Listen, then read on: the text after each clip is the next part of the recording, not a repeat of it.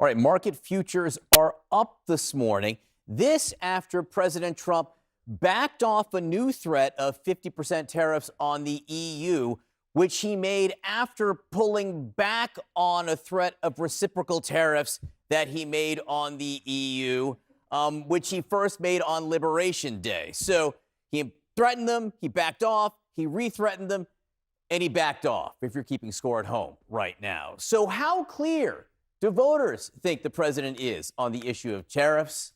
One man has the answer. CNN chief data analyst Harry Enton. You know, crystal clear, Harry, right? I got to admit, while you were reading that back, I was confused, and I'm supposed to know this stuff. And you know what, Johnny B? The voters, they are confused too. Trump, a clear plan for tariffs and trade.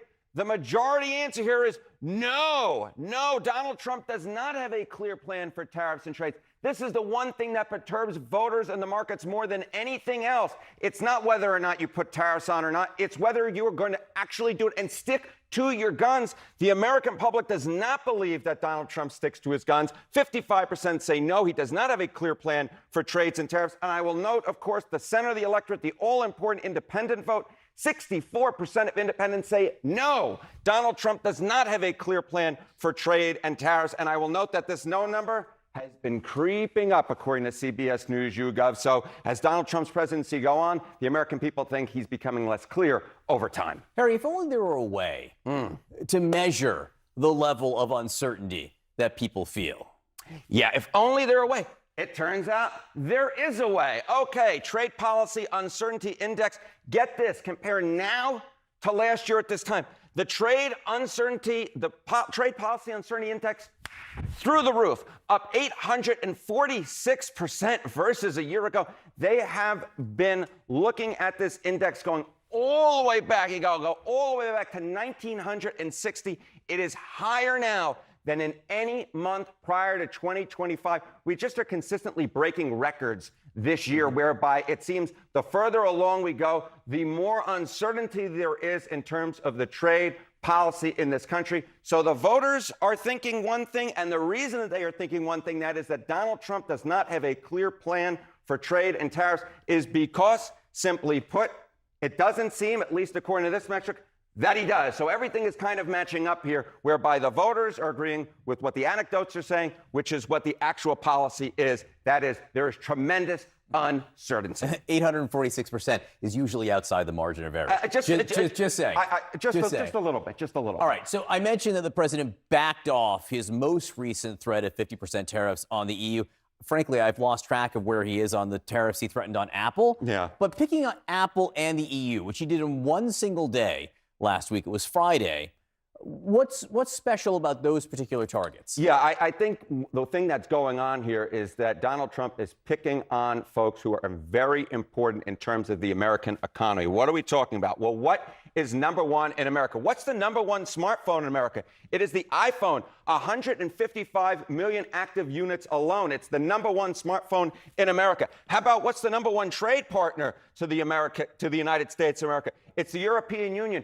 4.9% of U.S. GDP in 2024 is because of the trade with the European Union. So when Donald Trump is threatening these two companies, Apple, and then, of course, not the European Union, it's not a company, but these two entities, what's essentially going on is he is threatening the U.S. economy, and that is why we've seen the markets do a little bit of this. Keep going.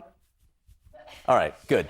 That made coming in today worthwhile. Harry Enton, thank you very much for all of that. Kate? You totally read my mind. I was like, how long will it go? All right, Harry, you can stop now. A trade loophole closed on Friday, and it could have a massive impact for American consumers. You see, millions of Americans, they have flocked to sites like Temu and Shein, drawn in by some of these Chinese e-commerce sites, I should say, by some of those extremely low prices and a big variety of products. And that's partially because of the de minimis exemption, which allowed packages worth less than $800 to enter the U.S. duty-free. Well, that exemption actually expired on May 2nd, and prices, they have already soared on some of these sites in recent weeks. Temu, for example, they ended shipments from China to the U.S. and only fulfilling American orders from within that country, also imposing some of these new tariffs and duties. Well, that has led to some shipping delays, and all of this is happening amid the uncertainty of Donald Trump's trade war. At one point, the U.S. had imposed a tariff of 145% on Chinese goods. That's been temporarily reduced for most goods to 30%. So what does all this mean? Let's explore all of this with exactly what this means for Chinese e-commerce platforms and American consumers that shop there. Joining us is Yao Henry Jin. He's an associate professor of supply chain management at Miami University, joining us live from Westchester, Ohio. Professor, thank you for getting up early for us. Not a problem at all. Thanks for having me. So we've heard some folks refer to this as a sort of tariff ceasefire agreement, this break from these tariffs. This exemption also allowed companies like Shein and Temu to really thrive until that loophole was done away with. What do you think has fueled the Trump administration's desire to go after these specific companies that are providing some pretty low-cost goods like apparel to American consumers? Well, so for one thing, the sheer volume of these goods that have been coming across the border in recent years have really left a large portion of goods, especially in things like apparel, that are rather heavily taxed, if you will, for imports. And these have not been levied any duties on. And for the most part, consumers were benefiting from being able to pay, to your point, lower prices, much lower than what they otherwise would have had to pay at a store like Forever 21 or some of the other fast fashion goods where retailers import in large volumes and that they do have to pay these import tariffs on. And so for Donald Trump, part of going after the de minimis is really an extension from the Biden era when our policymakers started to pay attention to say, hey, we have all of these packages coming through the border that is clogging up our customs, and a lot of times we have no way of tracing what is exactly inside these packages. So if the U.S. market is no longer an option, where do you think these low-cost Chinese manufacturers will turn to, Professor? Is it hard to replace consumers in the U.S.? Absolutely. So from consumers' perspective, the U.S. consumers have outsized spending power compared to many other consumer markets. And so in regard to being able to find consumers who are willing to pay a certain level of prices for their goods, yes, U.S. consumers are difficult to replace. Now, what we've also been seeing is these companies have been pivoting towards markets like Australia, like the EU, which is also the reason why we start to see these countries trying to coordinate a response towards what's the so-called low-valued goods coming across the border. Let's talk about what's next, Professor, especially for this business model that companies like Temu have relied on, which is essentially provide this vast selection of direct-to-consumer products at a cheap price. I mean, I've seen some reporting out there that this could potentially spell the end of fast fashion. Is that the case in the Trump tariff world? No, not at all. I do not believe that this is going to spell the end of fast fashion. What it is going to spell is the end of this particular type of fast fashion that Shein is offering. Because if you think about fast fashion as a category, it really didn't start with Shein. Instead, it started with companies like Zara, H&M, and they have been thriving, and they did thrive even during the era of the de minimis goods coming across the border.